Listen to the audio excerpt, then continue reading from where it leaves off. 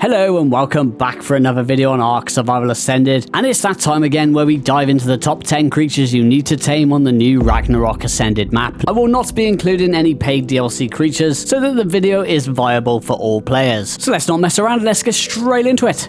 Kicking off our list is going to be the Phylocolio, a very popular pick for many survivors for its versatile traveling and fighting capabilities. Found spawning in a number of locations across the map, up in the trees in the redwoods and odd spots in the murder snow, and in the south scorched earth areas roaming on the ground. Tamed via typical knockout methods, preferring either extraordinary kibble for the best taming effectiveness, or cooked lamb chops for its second preferred taming food. Once tamed, can be saddled up at level 51. If you're looking for a speedy, agile and mobile creature to traverse land, then there is nothing that beats the Phylocolio. Able to jump and scale vertical surfaces as you please, will have you traversing any terrain in no time at all. Their bite attack will inflict the Nash status effect, which will drain 5% of the target's health over 5 seconds and will ignore saddle armor. However, this effect does not work against bosses, but this does mean that the Phylo can take down far larger threats than itself, including armored beasts like the Rock Elemental for example, or can aid you in taking down the Titanosaur to net your survivor some easy XP. Adding to this, the rider can wield their weapons when mounted, so with the combination of both, you'll be able to output a lot of damage while nipping around quickly with the Phylo's exceptional mobility. The Phylo is also a great caving mount, maybe not as viable in PvP, as I don't even know if you're allowed to build in these caves, so maybe can't use cryopods on the go like PvE players can. For these reasons, the Phylo is hands down one of the best battle mounts you can own in the game.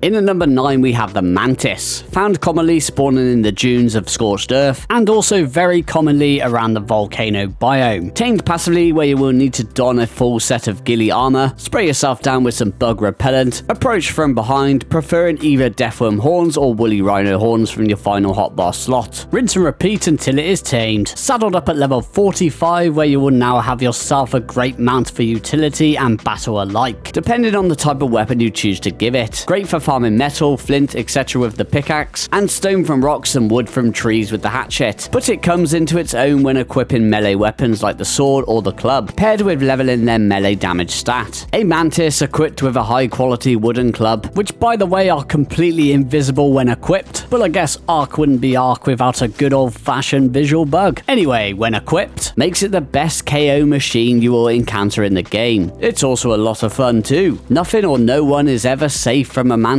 with ascendant wooden clubs. Taming up a male and a bunch of females will also give you an endless supply of chitin and organic polymer. Let the babies fully grow, kill them off, chop them up with a chainsaw and watch the magic happen. In at number 8 is always going to be a personal favourite of mine. The Baryonyx is an extremely valuable dino to own for its versatile travelling and combat abilities. A pretty average battle mount on paper for its size, however it does have a lot of utility and advantages going its way, making it a go-to pick for many survivors. Found commonly spawning in the swamp regions and dotted around the rivers over the map. Tamed via typical knockout methods, preferring regular kibble for the best taming efficiency. Once tamed, can be saddled up at level 49. With its speed, agility, ability to jump while having a very slim build, makes it a very popular pick for running many caves on most maps. The rider can wield their weapons when mounted, allowing for taking out threats from afar. The Baryonyx is also the perfect land mount in opening the door to ocean exploration, as it does not possess an oxygen stat, and has a pretty decent swimming speed. Equipped with a deadly tailspin attack that can only be used when swimming, this attack can temporarily stun a wide variety of small to medium creatures or players, making the Baryonyx very dangerous in the water. And if that wasn't enough, it also has great healing properties too. It is a piscivore, however is able to heal much quicker than most carnivores when force-fed fish meat. It can also heal large chunks of its health when killing fish. All of these reasons are why the Baryonyx is one of the best all-rounders in the game.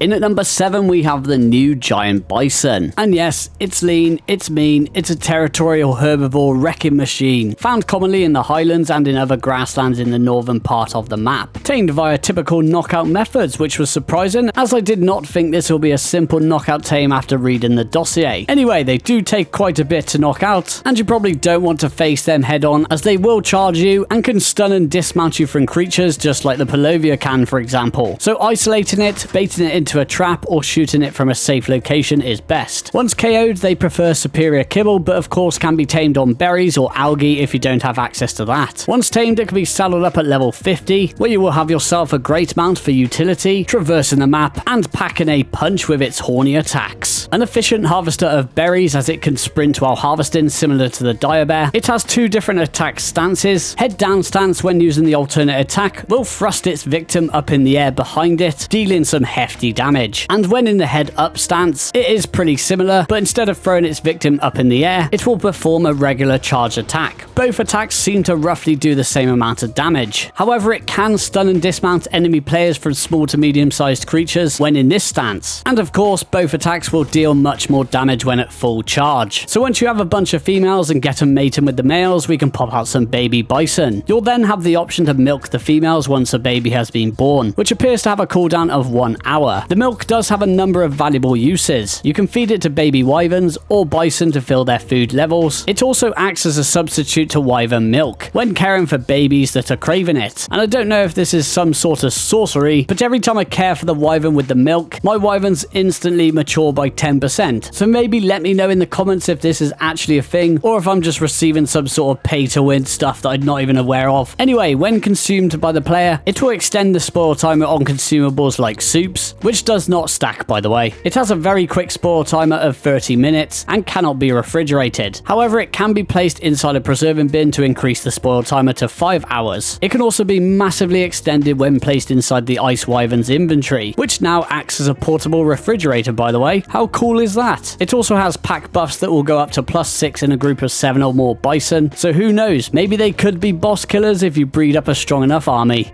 In at number 6, we have the cutest creature in the game, which is of course the otter. Oh, look at that cute little face. Rarely found spawning in the rivers scattered all over the map, but probably most common in the northwestern and central regions. Tamed by dragging dead fish to them and hand feeding them. If playing on a PvP server, or a server that enables flyer carry, then you can pick one up in the Argentavis' beak, making taming them very easy. Preferring saber-toothed salmon, the larger you can find, the better. Once tamed, you'll have the perfect companion to accompany you on your travels. The otter provides a stacking insulation effect, roughly around 82 hypo and 38 hypothermic protection. This can be improved by leveling its melee stat, so they will keep you warm in those super cold places. Added to this, if you do have enough of them, they can even incubate fertilized eggs. And being as they are a shoulder pet, they receive 50% weight reduction for anything inside their inventory when on the player's shoulder, allowing you to carry many more items. They also have the unique ability of being the only creature in the entire game that can carry more than one of the same artifact inside their inventory, something even a player cannot do, which is an absolute lifesaver for solo players. Especially useful for running the Life's Labyrinth puzzle cave, as it is the most painful cave to run due to holding 4 different artifacts. The otter will make your life a whole lot easier when running this cave. You can equip them with helmets for extra armor protection, and whenever killing fish and harvesting the carcass, they have a good chance to harvest silica pearls and the very rare black pearls. It will run on up to you and present you with its gift. Oh, so cute.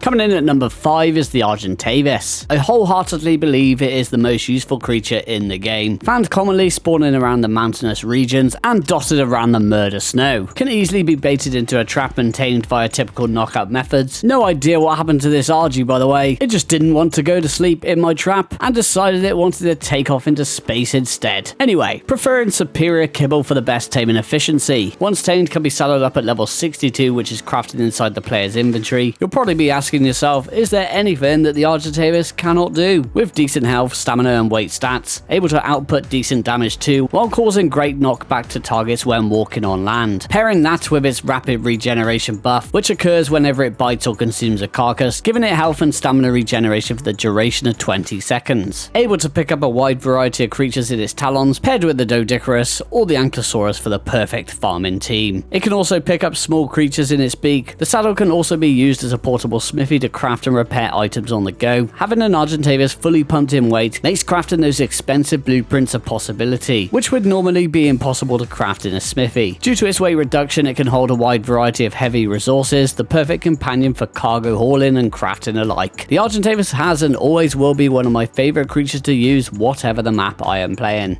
In at number 4 is the Wyvern, now coming in 4 different variants: the Poison, the Fire, the Lightning, and of course the new Ice Wyvern. You'll find the Fire, Lightning, and Poison spawning in the Wyvern Trench in the north, and also the Wyvern Cave in the south, whereas the Ice Wyvern will spawn in the Murder Snow, and also at the mountain peaks of the other 2 snow mountains, tamed by infiltrating their nesting grounds, snatching a fertilized egg, and making an adrenaline-fueled quick getaway, throwing it down to incubate with either a bunch of standard torches or AC units, where you'll need to raise the baby to adult while keeping it well fed with either wyvern milk or milk from the bison. Once fully matured, there is no better feeling than riding your first wyvern, great for traversing the vast lands of Ragnarok with its exceptional flying speed, setting alight anything you please with the fire wyvern, spraying and praying down your prey with the poison wyvern's toxic gas balls, creating your own storm with the lightning wyvern's devastating shocking beam, or turning your foes into an ice box to impair their movement with the ice wyvern, with all dealing high damage respectively, while also having a pretty hefty bite attack, a wing flap that causes massive knockback to any targets, which can also be great for harvesting charcoal from burnt trees, which are plentiful in the volcanic biome, or thatch and cactus sap from desert trees, able to pick up larger creatures than most flyers. All of these reasons are why the wyvern remains as one of the most desired flyers in the game.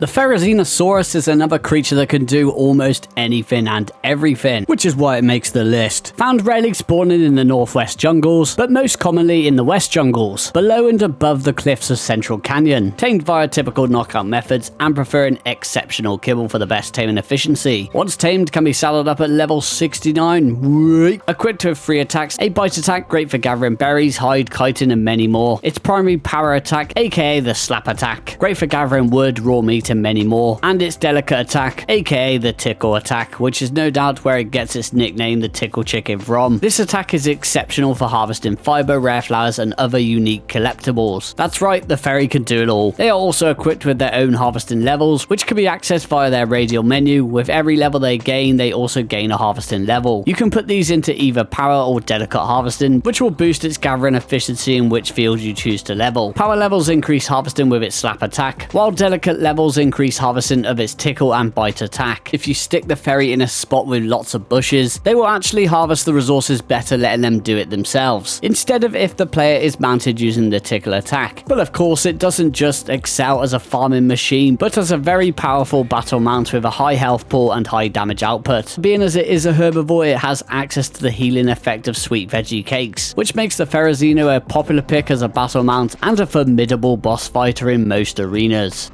In at number 2 is the powerhouse that is the Deinosuchus. It is pound for pound one of the strongest and most versatile semi-aquatic mounts you can tame in the game. Found commonly spawning in the swamp regions of the map. Tamed passively, wearing ghillie armor is always a good idea to avoid unnecessary aggro from wild creatures in the area. Wait for it to open its giant jaws, run up to it with superior kibble in your final hotbar slot, and boom, feed. Pull a 180 and run in the opposite direction, rinse and repeat until it is tamed. Once tamed, can be saddled up at level 74, a great semi-aquatic mount for almost any occasion as it does not possess an oxygen stat. Considering its large size, it is very agile and has a pretty quick swimming speed. It has a variety of deadly attacks at its disposal, including a hefty base directional bite attack, a tail swipe attack that deals slightly more damage than the basic bite, while yeeting its targets into oblivion, and its deadliest attack, the Gigabyte, which can be charged up and at full charge will clamp down on its enemies, dealing massive damage.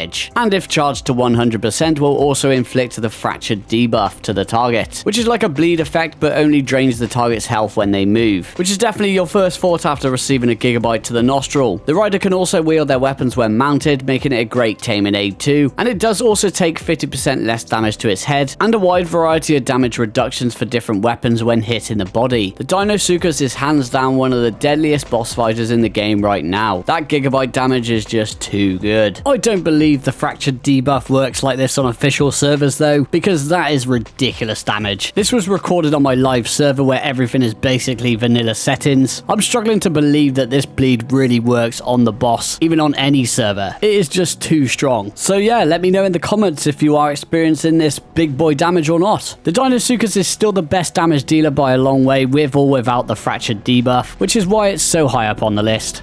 While there was no question in my mind of what creature I was going to stick in the number 1 spot, it is my personal favourite flyer in the game, and is none other than the Griffin. Known for its fast agility and aerial combat ability, you'll find the Griffin spawning in a few small areas scattered across the map, and you'll be happy to know it is tamed via typical knockout methods, preferring extraordinary kibble for the best taming efficiency, but I'll always typically tame my first bunch on raw prime meat or raw mutton. Once tamed, it does not require a saddle to ride and does have 2 seats, one for the rider and 1 passenger seat, where the rider and the passenger can wield their weapons when mounted, which makes the Griffin a great taming aid for solo players. With a decent flying speed, however, will become far quicker than most when diving and swooping through the air like you just don't care, able to outrun almost anything with ease, making it the go-to mount for snatching wyvern eggs in particular. It does have relatively strong stats across the board, but of course it has no armor protection. Its health, however, can be leveled to quite a high amount. Its bite attack deals average